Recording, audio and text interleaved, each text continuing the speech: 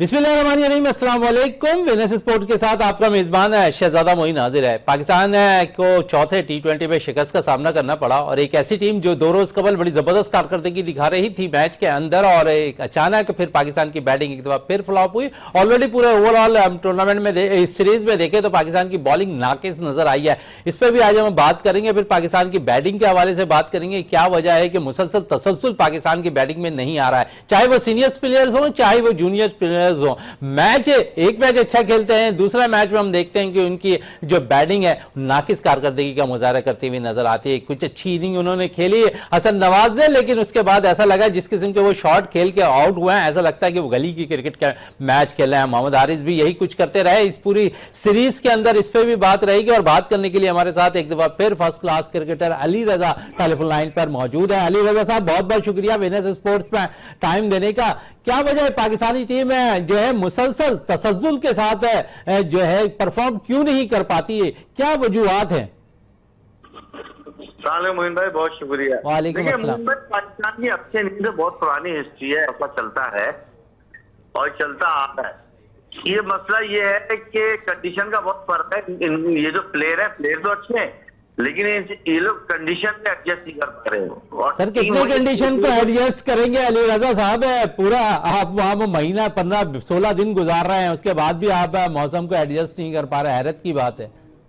मौसम की बात नहीं कर रहा मैं कंडीशन ऑफ पिच की, विकेट की कंडीशन ऑफ पिच की बात कर रहे हैं। चलें, कंडीशन ऑफ वेदर को नहीं कह रहा। देखिए जिस तरह पहली इनिंग में उन्होंने न्यूजीलैंड ने बैटिंग की तो बल्ले पे बॉल इतना मजे से आ रहा था जहां चाहे सकता। दूसरी इनिंग में ज्यादा स्विंग में नहीं लगी थी, स्विंग थोड़ा बाउंस हो रहा था।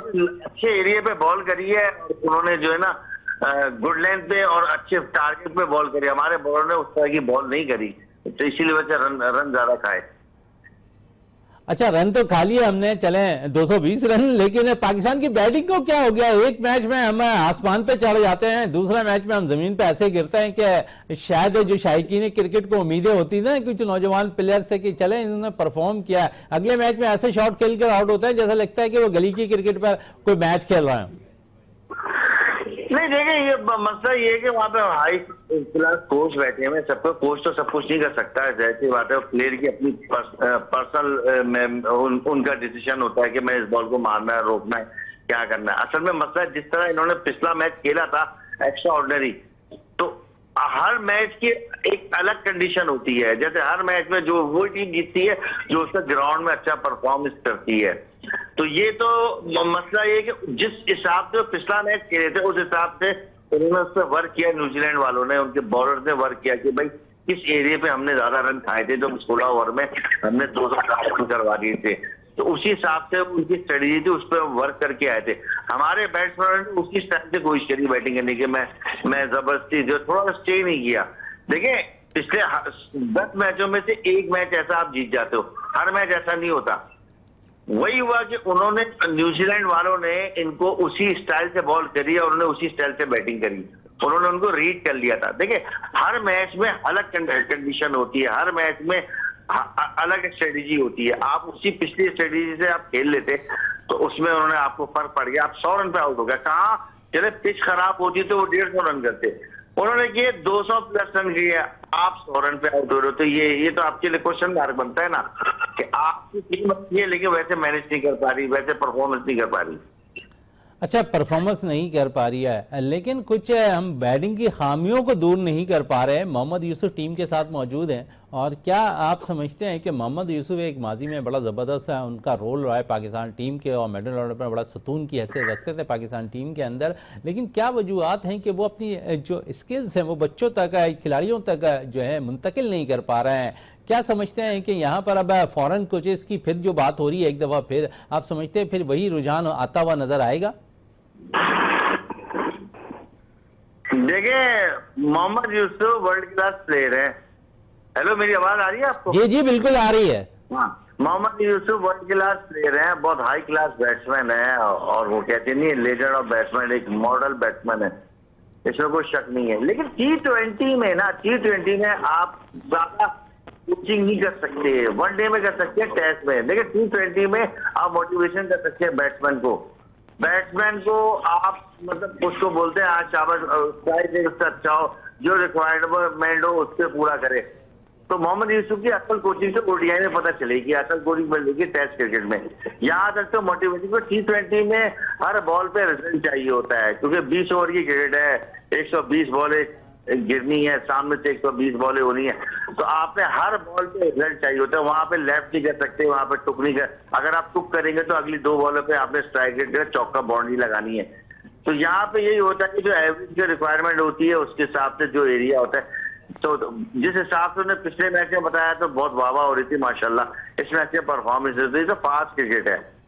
तो फास्ट क्रिकेट में तो ऐसे वाकये होते रहते हैं कि आप 200 रन जो है 16 ओवर में भी चेस कर दोगे, अगले मैच में 100 रन पे आउट हो जाओगे, ये वाकये तो होते हैं। लेकिन न्यूजीलैंड ने अपनी कंटिन्यू वैसी परफॉर्मेंस रखी है, 200 से कम तो उन्होंने रन करी नहीं है, तो उनको मैं क्रेडिट देता हूँ कि न्यूजीलैंड ने बहुत अच्छा परफॉर्म किया, इस सीरीज जीती है। जी चलें, इस इनिंग में भी उन्होंने परफॉर्म किया है यहाँ पर अली रजा। लेकिन थोड़ी सी हम बॉलिंग के शोबे पे अगर हम बात कर लें तो मुसलसल पाकिस्तान के बॉलर्स नाकाम नज़र आ रहे हैं। और मैं बार बार अपने शो के अंदर यही कह रहा हूँ कि अगर शाहीन शाह आफरीदी हमारे पाकिस्तान के नंबर 1 स्ट्राइक बॉलर हैं तो उन्हें थोड़ा सा सेव कर कर जो है मैचेस खिलाने चाहिए।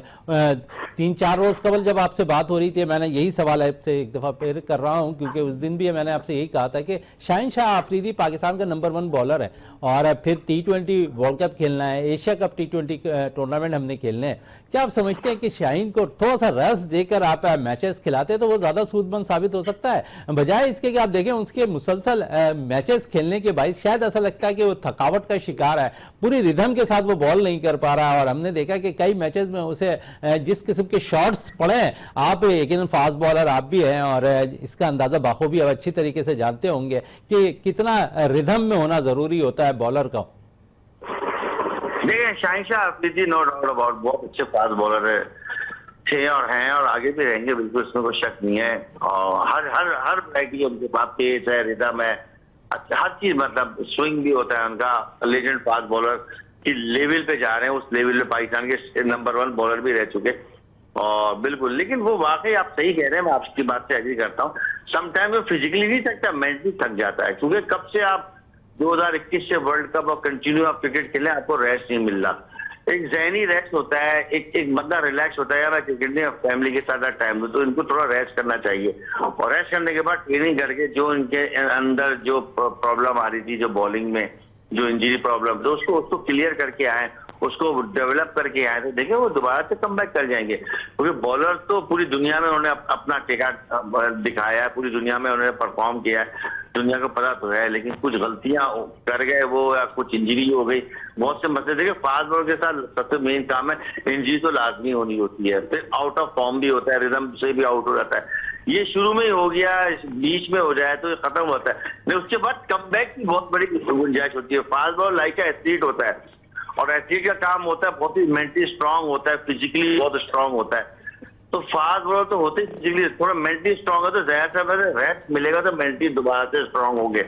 तो मैं भी समझता हूँ कि शाहीन शाह आफरीदी को एक आध सीरीज रेस्ट करना चाहिए, जो एशिया का वर्ल्ड कप का दूसरे जो टूर्नामेंट है उसके लिए तैयारी करनी चाहिए, क्योंकि वो हमारा मेन बॉलर है। मेन असासा हमारे फास्ट बॉलिंग का है वो शाहीन शाह आफरीदी, और मैनेजमेंट को भी अब थोड़ा सा सोचना चाहिए कि आप रेगुलर शाहीन शाह आफरीदी को खिला रहे हैं, 2 बड़े टूर्नामेंट्स आपके पास हैं।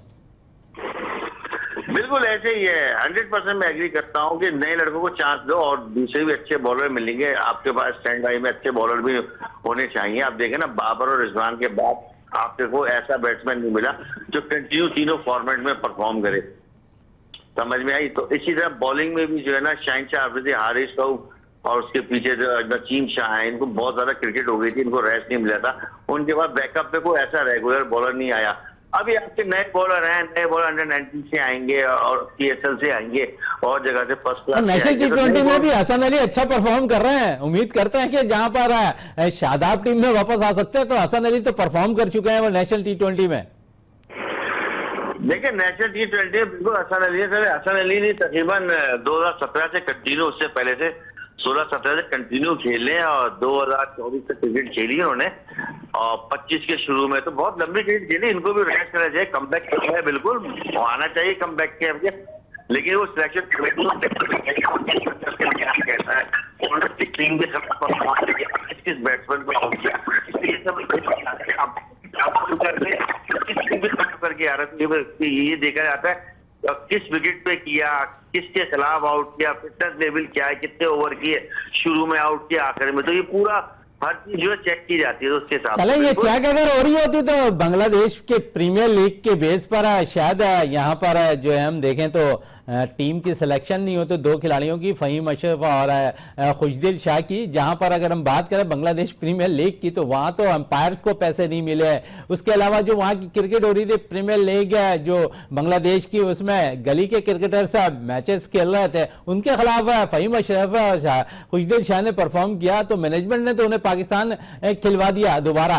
लेकिन अब वो अब नेशनल T20 में अच्छा परफॉर्म करने वाले को आप किस तरह रीड कर रहे हैं? फहीम अशरफ को तो चांस नहीं मिला। फहीम अशरफ पिछले प्लेयर है, बहुत पुराने, और वो भी 2017 से परफॉर्म करके आए, तो उनको तो चांस नहीं मिला। बाकी खुशदिल शाह ने यार T20 में परफॉर्मेंस तो किया है, जैसे टीम जिस 100 रन पे जा रही है तो उसमें भी उन्होंने 28 और 29 रन किए, 31, फिर बॉलिंग में भी कुछ ना कुछ तो कर रहे हैं।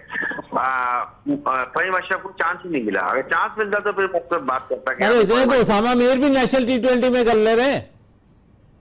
उसामा मीर तो टीम में नहीं है ना इस पर। नहीं, मैं आपसे कह रहा हूं, आपने कहा ना कि कुछ ना कुछ कर रहे हैं, इतने मौके अगर किसी को उसामा मीर को भी मिलेंगे तो वो भी कर जाएंगे कुछ ना कुछ।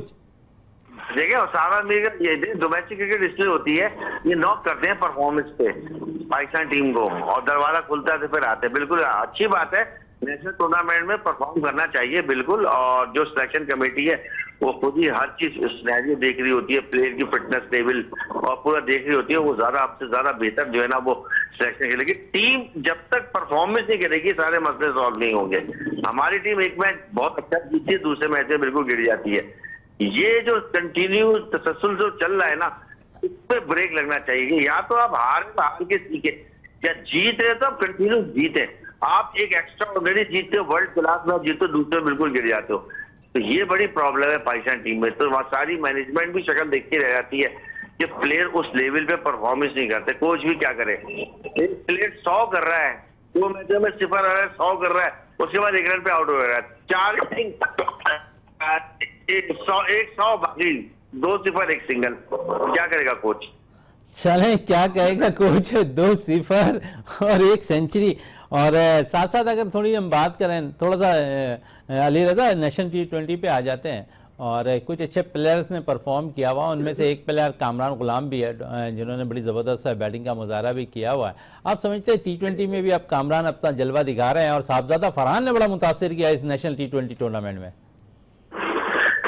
देखिए साहबजादा फरहान कामरान गुलाम को चांस मिला है, और वाकई अब ये डोमेस्टिक परफॉर्मेंस करके आया, इसमें कोई शक नहीं, बहुत जबरदस्त बैट्समैन है। मैं बहुत ही उनको हाईली अप्रिशिएट करता हूँ कि वाकई परफॉर्मेंस करके हमेशा आते हैं। लेकिन इनको इंटरनेशनल क्रिकेट में इसका चांस मिला, वो चीज नहीं मिले। देखिए आपको मैं डोमेस्टिक क्रिकेट और इंटरनेशनल क्रिकेट में सिर्फ प्रेशर का फर्क होता है और कुछ नहीं। क्रिकेट में ज्यादा फर्क प्रेशर का होता है, या तो वो प्रेशर हैंडल नहीं कर पाए, क्योंकि उनको काफी साउथ अफ्रीका में चांस मिला कामरान गुलाम को, होम सीरीज में मिला कामरान गुलाम को, फरहान को चांस मिला, लेकिन इंटरनेशनल लेवल उस तरह परफॉर्म नहीं कर पाए। इनको स्ट्रेटेजी चेंज करनी पड़ेगी, जिस तरह परफॉर्म कर रहे हैं मेंटली स्ट्रांग होना चाहिए। तो प्लेयर तो अच्छे हैं, सिर्फ फोकस नहीं कर पा रहे इंटरनेशनल क्रिकेट को। अगर ये इंटरनेशनल क्रिकेट में परफॉर्मेंस इसी तरह करेंगे तो जाहिर सी बात है हाईलाइट हो जाएंगे, पाकिस्तान की टीम के मेन प्लेयर हो जाएंगे, और वो करना चाहिए। देखिए फॉर्म तो लगी हुई है, एक फॉर्म में लड़का 100 कर रहा है, 50 कर रहा है, 100 कर रहा है T20 में, फॉर्म लगी है, तो फॉर्म इंटरनेशनल में क्यों खराब हो जाती है? ये तो आप उनसे पूछे ना क्यों खराब हो जाती है, उस लेवल पे खेल नहीं पाते, क्योंकि इंटरनेशनल का प्रेशर अलग होता है। सिर्फ प्रेशर क्रिकेट है, वो अच्छा प्लेयर होता है जो जिस लेवल पे प्रेशर को हैंडल कर लेता है, चाहे वो इंडिया के खिलाफ हो, चाहे ऑस्ट्रेलिया के खिलाफ हो, चाहे वर्ल्ड कप का फाइनल हो या सेमीफाइनल हो। प्लेयरों में ज्यादा फर्क नहीं होता, 19, 18, 20 ऐसे ज्यादा नहीं, लेकिन प्लेयर वो अच्छा होता है जो रिक्वायरमेंट पे पूरा हो। जैसे जावेद भी आते हैं दुनिया के बेस्ट बैट्समैन, जितना प्रेशर होता है तो उतनी अच्छी बैटिंग में इंतजाम हो। चले जितना प्रेशर होता है उतना अच्छी बैटिंग का मुजाहरा करता है। मैंने कुछ अभी नौजवान खिलाड़ियों में एक ऐसे बैटर्स को देखा है जो शायद प्रेशर को हैंडल करना जानता है पाकिस्तान टीम के अंदर, और इस वक्त T20 का कप्तान भी है। सलमान अली आगा के हवाले से क्या कहेंगे? थोड़ा सा प्रेशर को हैंडल कर जाते हैं वो। चलें अली रजा साहब, आपका बहुत बहुत शुक्रिया टाइम देने का विनर्स स्पोर्ट्स में।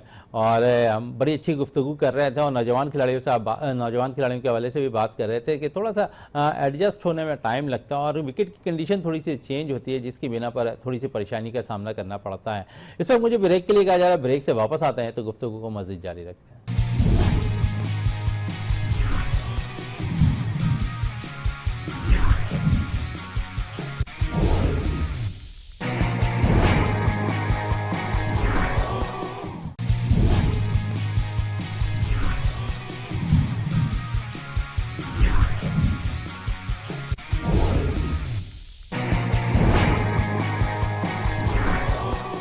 बिल्कुल, वफे से कबल हमारे साथ अली रजा मौजूद थे, जो फर्स्ट क्लास क्रिकेटर। अब हमें टेलीफोन लाइन पे ज्वाइन कर चुके हैं मंजर नकवी साहब ने, स्पोर्ट्स एनालिस्ट हैं। उनसे गुफ्तगू करते हैं और पाकिस्तान की कारकर्दगी पे बात करते हैं कि तसलसल पाकिस्तानी टीम के अंदर क्यों नहीं आ पा रहा है। मंजर साहब, क्या वजूहत हैं कि अब तक जो है पाकिस्तान टीम जो है तसलसल से जो है मैचेस में परफॉर्म नहीं कर पा रही? क्या वजूहत आप समझते हैं? बहुत बहुत शुक्रिया सबसे पहले प्रोग्राम में मदू करने का। दूसरे कि ये जो बीमारी है शहजाद, ये तो काफी अच्छे से पाकिस्तानी टीम में, क्योंकि आप देखें कि जब से पहले भी 90 की दहाई में, 80 की दहाई में और उसके बाद भी मुस्तकिल मिजाजी की हमेशा से कमी रही है।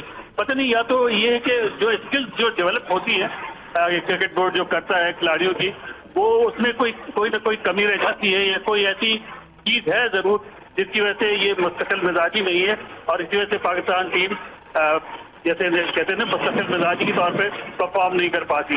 अब ये मसला कैसे हल होगा? हालांकि पाकिस्तान क्रिकेट बोर्ड ने माहिर नफ्सियात की खदमात भी हासिल की, कोचेज की खदमात भी हासिल की, हर शोबे के बैटिंग हो, बॉलिंग हो, फील्डिंग हो, फिजियोथेरेपिस्ट हो, सब चीजें करके देखी, मगर ये मसला अभी तक मुस्तकिल तौर पर हल नहीं हो सका।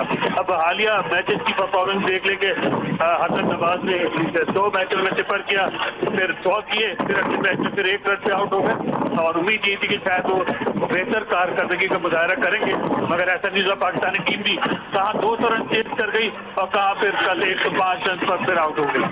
अच्छा, जहां मुसलसल तसलसल पाकिस्तानी टीम का नहीं आ रहा है, वहां पर तसलसल तो हमें मुझे जो लगता है जाती तौर पर कि फास्ट बॉलिंग का जो शोबा है ना, उसमें शायद बहुत ज्यादा वर्क नहीं हो रहा है और मुसलसल पाकिस्तानी फास्ट बॉलिंग रन देती हुई नजर आ रही है। पूरे ओवरऑल अगर पिछले 12 से 13 या 15-20 तक अब मैचेस को देख लें तो इसमें पाकिस्तानी बॉलर कोई खास कारकर्दगी का मुजाहरा नहीं कर पा रहे फास्ट बॉलिंग। जी बिल्कुल, आपने सही कहा। और माजी में फास्ट बॉलिंग का शोबा हमारे दरख्त बाप था, यानी कि जितनी भी टीमें थी ऑपोजिट साइड की, चाहे वो इंग्लैंड हो, ऑस्ट्रेलिया हो, वेस्ट इंडीज हो, भारत हो, सब पाकिस्तान की फास्ट बॉलिंग की शोबे से डरती थी। और ये बताने की तो बात ही नहीं कि हमारे फास्ट बॉलिंग में इमरान खान, वसीम अकरम, वकार यूनुस, अख्तर, इस तरह के बॉलर मौजूद रहे। सरफराज नवाज जो थी, हालांकि वो बहुत ज्यादा फास्ट नहीं थे, लेकिन अपनी स्विंग बॉलिंग से सबको परेशान किए रखते थे। लेकिन अब अचानक शुरू में जब शाहीन अफरीदी आए, हारिस रऊफ आए, नसीब से आए, तो ये बड़े इफेक्टिव थे, लेकिन फिर आहिस्ता आहिस्ता इनकी जो परफॉर्मेंस है वो बहुत डिक्लाइन होती चली गई। और अब इनकी मौजूदगी के बावजूद भी पाकिस्तान टीम का फास्ट बॉलिंग का शोबा कमजोर होता जा रहा है। कभी फास्ट बॉलर अनफिट हो जाते हैं, कभी उसकी लाइन में लेंथ बिगड़ जाती है, कभी उनके लिए फिट अच्छी नहीं होती। तो मुख्तलिफ हीले बहानों से, मुख्तलिफ रीजन की वजह से अब पाकिस्तान टीम की फास्ट बॉलिंग का जो शोबा है वो डिक्लाइन की तरफ जा रहा है और जल्दी इस पर काम करने की जरूरत होगी। जल्दी काम करने की जरूरत होगी, आप कह रहे हैं मंजर नकवी साहब। लेकिन दूसरी तरफ अगर हम देखें ना तो शायद ऐसा लगता है कि हम बहुत ज्यादा शाहीन शाह अफरीदी को जो है मैचेस खिला रहे हैं और उसका नतीजा ये आ रहा है कि शाहीन खुद परफॉर्म नहीं कर पा रहा है और जिसका असर मैं समझता हूं कि उनके साथी बॉलर्स पे भी पड़ रहा है और साथ साथ वो भी उस रिदम के साथ बॉल नहीं कर पा रहे हैं। और क्या पाकिस्तान मैनेजमेंट है यहाँ पर शाहीन शाह अफरीदी को थोड़े मैचेस के लिए रेस्ट नहीं करा सकती है? क्योंकि आपके लिए 2 बड़े टूर्नामेंट्स खेलने, Asia cup, T20 world cup खेलना है और उसके बाद अपने T20 वर्ल्ड कप में पाकिस्तानी टीम ने शिरकत करनी है। और उसके अभी करंटली अगर हम देखें तो नेशनल T20 के बाद पाकिस्तान सुपर लीग का आगाज हो जाएगा। मैं आपकी इस बात से जब से बात नहीं करूंगा कि बहुत ज्यादा खिलाया जा रहा है। माजी में भी फास्ट बॉलर खेलते रहे, ऐसी बात तो माजी में तो फास्ट बॉलर के पास स्टेमिना था, वो 15-15 20-20 ओवर के स्पेल किया करते थे वसीम वक्कार एक ही एंड से, लेकिन यहाँ तो आप 4 ओवर के बाद आपके बॉलर्स के पास है वो रिदम ही नहीं बचता कि वो 5वां ओवर उसी रिदम के साथ बॉल कर सके।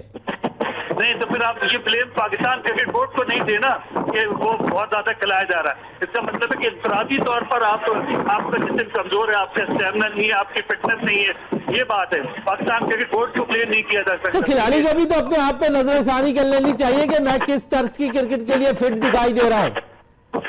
हाँ तो ये फिर वही बात है कि ये तो बोर्ड को सोचना चाहिए था कि जिस तरह से तीनों फॉर्मेट की अलग अलग टीमें बना दी हैं, तो फिर एक ही बंदे को 3 फॉर्मेट पे क्यों खिलाया जा रहा है। फिर आप ये असेस करें ना कि ये बंदा जो है इस फॉर्मेट के लिए मुनासिब है, बस यही खेलेगा। तो इसी तरह से आप चलो उस फॉर्मेट में खेले जो उसकी पसंद का है, उसमें वो परफॉर्म नहीं करता तो फिर आप उसको ड्रॉप करें, और अगर उसमें परफॉर्म करता है तो फिर ठीक है उसको खिलाया जाए। लेकिन ये कहना कि बोर्ड की गलती है, मैंने मेरी माजी की मिसाल दी आपको कि माजी में सरफराज नवाज हो गए, इमरान खान हो गए, वसीम अकरम हो गए, वकार यूनिस हो गए, वो तो हर फॉर्मेट में खेलते थे। उस वक्त सिर्फ 2 ही फॉर्मेट थे, वनडे और टेस्ट क्रिकेट, तो उसमें दोनों में परफॉर्म करते थे। मगर अब ये कि अब ये फास्ट बॉलर की फिटनेस का बिल्कुल इशू है। आप कह सकते हैं कि हर आए दिन आप देखते हैं कभी हारिस राउफ फिट हो जाते, कभी शाहिन आफरीदी, कभी नसीब क्या, कभी मोहम्मद हसन। तो इस पे बोर्ड को वर्क करने की जरूरत है, और वर्क करने के बाद इसको ये असेस करना चाहिए कि ये सारे फास्ट बॉलर किन किन फॉर्मेट खेलने के लिए सुटेबल है, फिर इनको उसी फॉर्मेट में खिलाएं ताकि आप क्रिकेट अपनी डेवलप कर सकें और रिजल्ट ले सकें। अच्छा, दूसरी तरफ अगर आ जाएं तो हम इब्रार को काफ़ी मैचेस दे चुके हैं, और सुफियान मुकीम अगर हम देखें तो बेंच पे बैठे हुए हैं। आप समझते हैं कि आखिरी T20 मैच में सुफियान मुकीम को मौका देना चाहिए? देखिए ये तो पिच की कंडीशन पे डिपेंड करता है ना। अगर हम फास्ट बॉलर को चूज कर रहे हैं तो फिर तो अबरार को खिलाना भी बेवकूफ़ी होगी, और अबरार के साथ साथ सुफियान को खिलाना भी बेवकूफ़ी होगी। तो ये पिच कंडीशन पे डिपेंड करता है कि किस तरह से पिच खेलेगा। हाँ, अगर बाकी स्पिनर्स को हेल्प कर रही है तो फिर अबरार को भी खिलाया जा सकता है, सुफियान को भी खिलाया जा सकता है, या अबरार को बैठा के सुफियान को भी खिलाया जा सकता है। चांस दिया जा सकता है क्योंकि आप सीरीज तो हार ही गए 3-1 से, अब बहुत से बहुत क्या होगा, 4-1 हो जाएगा, इससे ज्यादा तो कुछ नहीं हो सकेगा।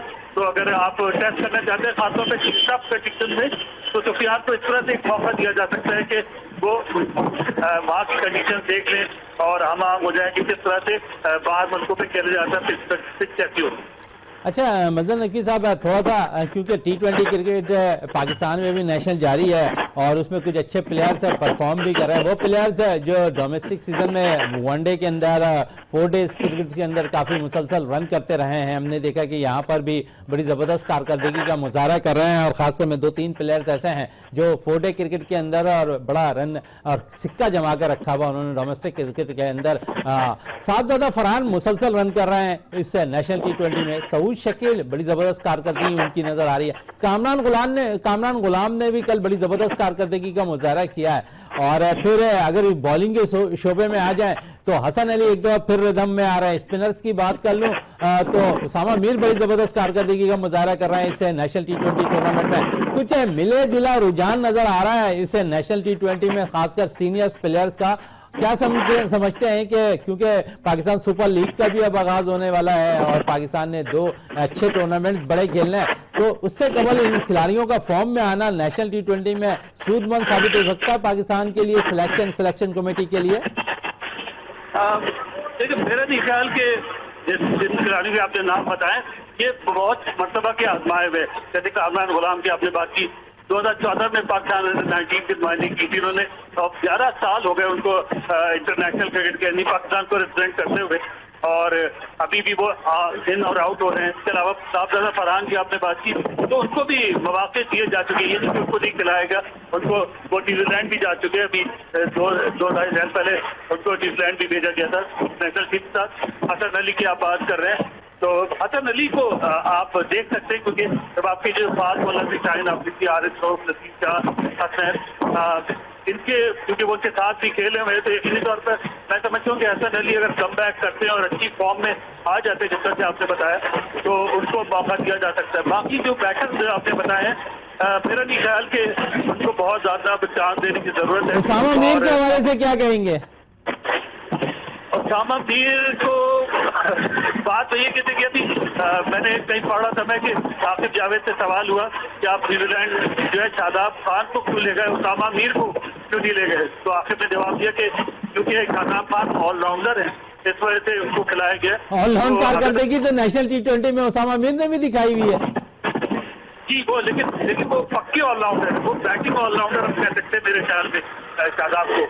बॉलिंग तो उसकी चले सिर्फ बैटिंग ऑलराउंडर ने मेरे ख्याल में पिछले 4 मैचेस उन्होंने खेले हैं कि खास कारकर्दगी उनकी नहीं रही है। वो आपकी बात सही है। देखिए ऐसा तो बाबर आजम भी सबसे फ्लॉप हो रहे हैं, तो इसका क्या मतलब है कि बाबर आजम को बैटर तब्दील ना किया जाए, ये तो नहीं हो सकता ना। अगर बैटर अगर फ्लॉप हो रहा है तो वो चंद लम्हों के लिए, चंद मिनटों के लिए होता है ना, ये तो नहीं कि जिंदगी भर फेल होता रहेगा। तो बेहतर तरजीह दी गई है शादाब खान को तवामीर पे। तो चले आसिफ अली भी बैटिंग ऑलराउंडर है, अगर उन पे अगर नजरे करम हो जाए तो शायद मैं समझता हूं कि शादाब से अच्छा परफॉर्म करके चले जाएंगे आसिफ अली। चलिए देख लेते हैं आसिफ अली। हाँ मैं यही कह रहा हूँ। देखिए जो पुराने प्लेयर थे, जैसे कि हम आपके बात के नाम लिए, उनको उनके बजाय आप नया टैलेंट और तलाश, जैसे कि आपने हसन नवाज, हालांकि उन्होंने 100 किए हैं, मगर जिस तरह से उन्होंने बैटिंग की है अभी उनको अपनी टेक्निकल पे काम करने की जरूरत है। इसी तरह अब्दुल समद है, उन्होंने भी अच्छा परफॉर्म किया है। उन्होंने वो जो अब्दुल रज़ाक ने कैंप लगाया था, पावर हिटिंग को कैंप, उसके पैदावार है वो, तो जाहिर कुछ न कुछ सीखा होगा। जब थोड़ा मौका देंगे तो यकीनी तौर पर आगे वो पाकिस्तान टीम के काम आ सकते हैं।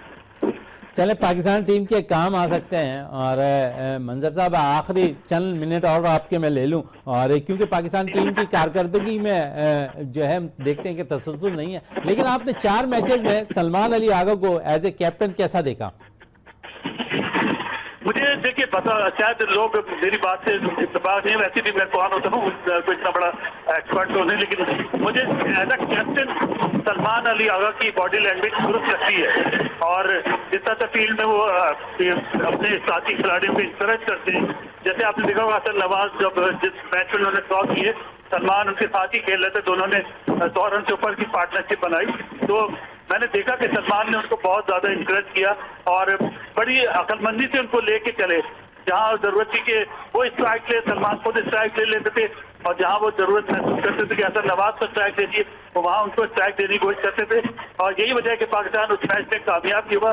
और सलमान अली आगा मैं समझता हूँ कि बतौर कैप्टन T20 में कम से कम उनको थोड़ा और मौका देना चाहिए। सिर्फ इस सीरीज की नतीजे की बुनियाद पर उनको कप्तानी से नहीं हटाना चाहिए, बल्कि अभी बांग्लादेश की सीरीज आ रही है, उसमें भी उनको मौका देना चाहिए। और मैं समझता हूँ कि वो थोड़ा प्रोडक्टिव साबित हो सकते हैं पाकिस्तान की T20 क्रिकेट टीम के लिए। चले मंजर नकवी साहब, आपका बहुत बहुत शुक्रिया विनेस स्पोर्ट्स में टाइम देने का, और कीमती राय आप अपनी दे रहे थे और कह रहे थे कि यहाँ पर कुछ सलमान अली आगा को थोड़े से मौके ज़रूर और मिलने चाहिए ताकि वो उनके कॉन्फिडेंस लेवल उनका बहाल होता हुआ मजीद दिखाई दे। मंजर नकवी साहब आपका बहुत शुक्रिया। प्रोग्राम में हमने कोशिश की कि खासकर बहुत सी ऐसी बातें भी करें जो पाकिस्तान क्रिकेट के लिए सूदमंद भी साबित हो, और बहुत सी ऐसी राय भी हमने दोनों एक्सपर्ट से ली कि जिस किस्म की कारकर्दगी में तसलसल नहीं आ रहा पाकिस्तान टीम की, कोशिश की जाए कि पाकिस्तान क्रिकेट टीम की तसलसल को बरकरार रखा जाए और तमाम मैचेस के अंदर पाकिस्तान टीम एक जैसी परफॉर्मेंस करते हुए नजर आए। इसी के साथ अपने मेज़बान शहजादा मोइन की इजाज़त दें। पाकिस्तान जिंदाबाद।